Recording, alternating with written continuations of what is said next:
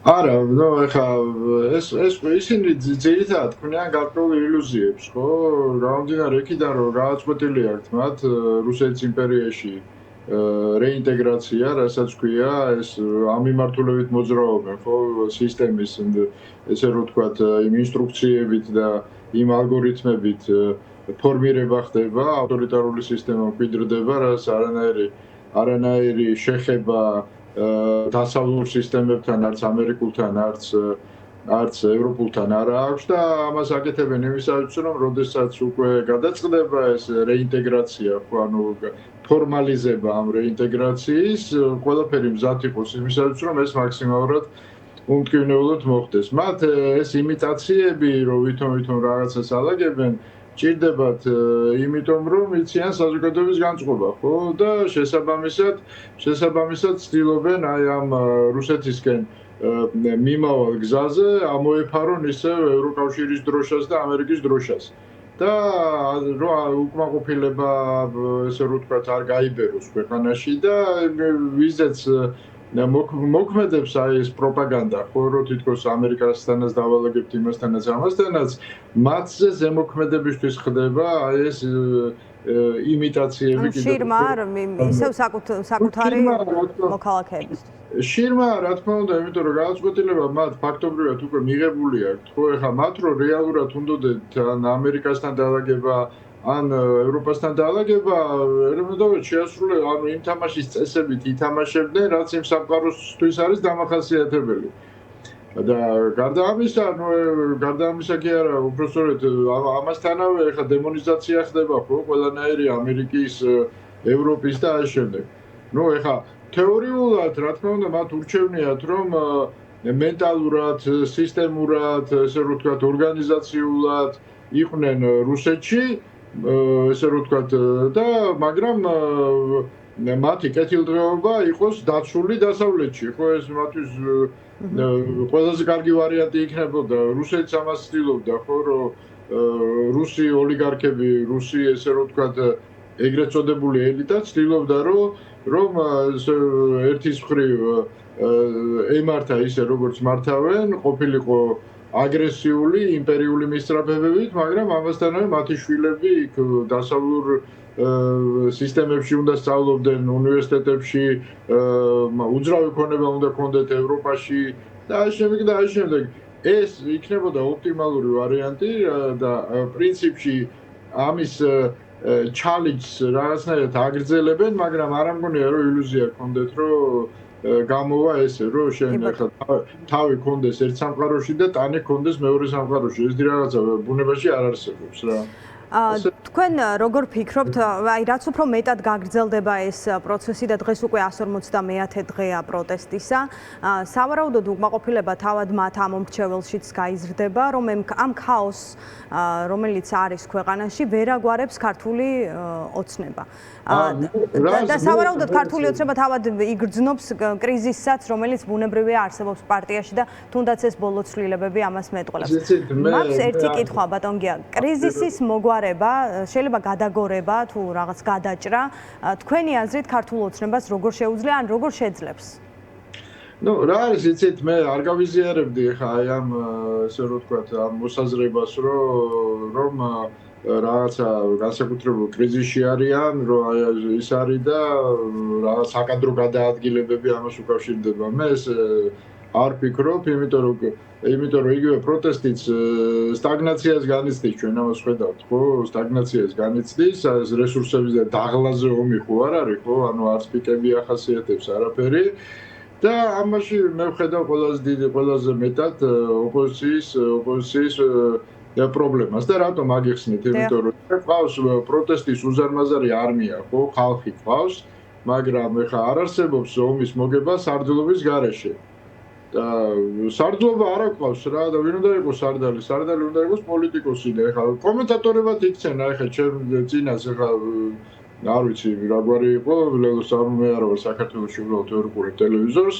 ხო და რა კომენტატორებად იქცენ რა. კი, სწორად ლაპარაკობს, ყველაფერს სწორს ამბობს, მაგრამ მათი ფუნქცია, პოლიტიკოსების ფუნქცია არის, რომ რაღაცნაირად მოახერხონ და ლიდერის ესე რომ ვთქვათ, სტატუსი შეიძინო, ხალხის ნდობა მოიპოვონ და ამ შემდეგ და ამ არ აღმოჩნდა საკმარისი, ან ვერ მოიპოვა ასეთი ნდობა სალომე ზურაბიშვილმა, ან ვერ გაამართლა. ის იყო ამ პროცესში რაღაც ლეგიტიმური ლიდერი. სალომე ზურაბიშვილს ჰქონდა, რა თქმა უნდა, ამის პოტენციალი და დღესაც მე ვიტყოდი, ერთადერთი ადამიანია, ვისაც შეუძლია აი ამ დაგსაქსული პროტესტის კაპიტალიზაცია, ხო და რაღაც ერთ მდინარებაში მოქცევა, მაგრამ ის არ დგავს ამ ნაბიჯებს, რაც საჭიროა ამისათვის, ხო? მე არ ვიცი ეხლა რატომ დიდი ტვირთია მისთვის, ის მაინც დიპლომატია თავისი განათლებით, ხო? ეს არის მისი პროფესია და ნუ შეიძლება ეს აქტიური პოლიტიკური ცხოვრება მაინც და მაინც არ არის უпроსორეთ არ გძნობს აქტიური პოლიტიკურ ცხოვრებაში კონხორტს, ხო? გარკვეულწილად. მაგრამ პარტიები რას აკეთებენ, ბენეფიციარები თუ რამე შეიცვალა ამ ქვეყანაში, ხო ისინი უნდა იყვნენ, კაცო და ტელევიზიაში ბიზნეს ქმედებების კომენტირების მეც აღარაფერს აღარ აკეთებენ რა. დაელაპარაკონ ხალხს, გაარკვიო რა პრეტენზია აქვს ხალხს მათთან, ესე რომ ვთქვათ, შეეცადონ რომ გადაწყვიტონ ეს პრობლემები, რაც კომუნიკაციაშია. ხო არ შეიძლება, როგორ შეიძლება ჯარისკაცები ცალკე ცხოვრებით ცხოვრობდნენ და ოფიცრები ცალკე ცხოვრებით რა. და ესენი არ ვიცი რა, რაღაცნაირად იქცევიან, რაღაცნაირად ტელევიზიაში ვიღებენ კომენტარებს გააკეთებენ, ან სადღაც დადგებიან, დაიჭერენ, მე ამაზე აი ამაში არიან რა. რა შეუძლიათ ბატონ გია? ბიზნეს თავარი კოზირი არის ამათი სისუსტე რა. მეტი კოზირები ბიზნეს აღარა აქვს. ბიზნესი კატათაღუბანას ეთამაშება ამათ და მეტი არაფერი არ ხდება რა. რა შეუძლიათ ეხლა რა ეხლა ესე ის შეუძლიათ რომ რაღაცნაირად უნდა მოიპოვონ ხალხის ნდობა რომ აი ეს პროტესტი გააერთიანონ, შექმნან სტრატეგია და ტაქტიკა შედეგის მიღწევის. ის კი არა რომ გამოდიან ტელევიზიით და გვიცხადებენ რომ თურმე ბიძინა იძულებული გახდება არჩევნები დანიშნოს. ამას ლაპარაკობენ აბსოლუტურად ალოგიკურად, არა უსაფუძვლოდ რა, აი რის საფუძველზე ამბობენ, ეს ძალიან მაინტერესებს რა. უსაფუძვლო ოპტიმიზმის შექმნით არიან დაკავებულები, მეტი არაფრით რა. ხალხს დაელაპარაკონ, ხალხის ნდობა დაიბრუნონ. ეხლა როგორ დაიბრუნონ, მე ვასწავლო, ეხლა მე და თქვენ ვასწავლო ტელევიზორი, როგორ დაიბრუნონ, კეთილი ინებო და დაიბრუნონ რა. და გზები, ხიდები გადონ ადამიანებთან.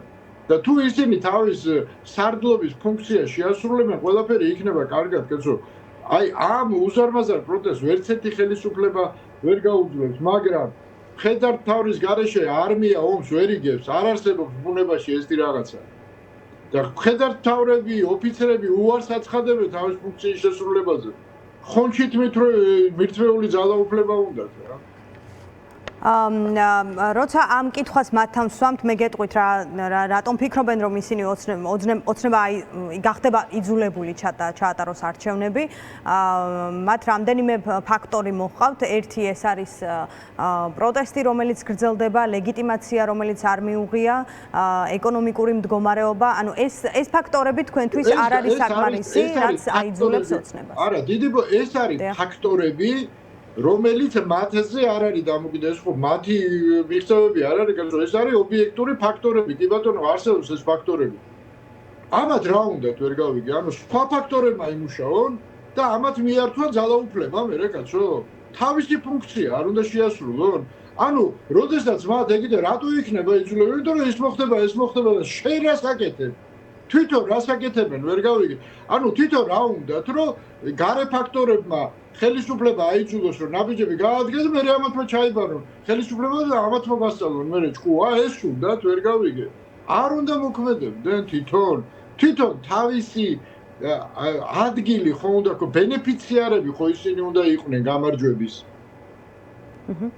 კი ბატონო, ერთი კითხვა ბოლოს მინდა დაგისვათ, აი თქვენ ახსენეთ, რომ კრიზისის მანიშნებელი სულაც არ არის ის ბოლო ცვლილებები, რაც მოხდა ქართულ ოცნებაში. თქვენ მაინც როგორ ახსნით გადაწყვეტილებას, რომელიც გუშინ გავიგეთ? ეს არის ბიზნეს თამაშები რა, ბიზნეს კარის თამაშებია, კაცო. ბიზნესა ეხლა ცდილობს რომ თვითონ მძიმე პროცესი ელოდება, მან ეს იცის, მაღალი რისკის ზონაშია ყველაფერი შესული. მას არ უნდა ამ პროცესზე პასუხისმგებლობის აღება, გამომდინარე იქიდან რომ როგორ დამთავრდება ძნელი სათქმელია, ხო, პოზიტიურად თუ ნეგატიურად და მან დაუგრძელა ეხლა საბელი კობახიძეს, ხო, ტექნიკურად მას გაყავს ყველა კადრი სისტემიდან, რომელიც ასოცირდება პირადად მასთან და მთელი პასუხისმგებლობა გადააქვს კობახიძეზე. ეს იმას ანიშნავს, რომ ის ძალაუფლებას თმობს, ხო? მას გადააქვს კობახიძეზე იმისათვის, რომ თუ წარმატებული იქნა მისი აი ეს პროექტი, ანუ სისტემის ჩაბეტონების, თუ წარმატებული იქნა პიკზე მერე გაუშვებს, მოუწყობს რაღაცას, თუ წარუმატებელი იქნა ხელს შეახოცავს და ისე გაუშვებს, ხო? და გაათამაშებს სცენას, რომ მოგენატრებად ბიძინა. ანუ ლანე კობახიძისგან ხო შექმნა თავისზე უარესი. თავისზე უარესი შექმნა. რატო შექმნა თავისზე უარესი? იმიტომ რომ თვითონ რაღაც პოზიტივი მიიღოს ამით და ესე რომ ვთქვა და ეს განწყობები საზოგადოებაში უკვე არის, ეხლა რა გვეშველება ოპოზიციაში მათ შორის, ხო, რომ ბიძინა ურჩევნიათ კობახიძეს. და შექმნის ვითარებას, რომ როდესაც მშველელად მოევლინება საზოგადოებას და ტაშ დაუკრავთ კიდე. სულ ის მახსენდება შევარდნაძეს რომ დაუჩოქეს რა. ხო? შევარდნაძე იმ ხალხმა დაუჩოქა, რომელსაც არ უყვარდა შევარდნაძე, მაგრამ უარესის შიშით ისევ იმას დაუჩოქა საზოგადოებამ. და ბიძინა ეხა კობახიძეს ტენის ყველაფერს რომ კობახიძე რომ მერე სასწაულებს ჩაიდენს საზიზღრობებს, ხო? იმან მერე გადაგვეჩინოს და მე ჩვენ მადლობა უთხრათ.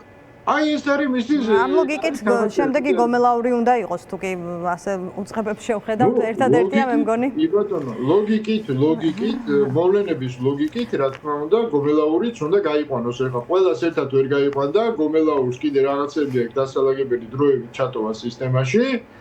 რაღაც მომენტში მე ვფიქრობ, რომ გომელაურსაც ესე რომ გომელაურიც დატოვებს თანამდებობას. ნახოთ, მადლობა. მადლობა. გია ხუხაშვილს ვესაუბრებოდით, მე მას დავემშვიდობები, რეკლამაზე გავდივართ.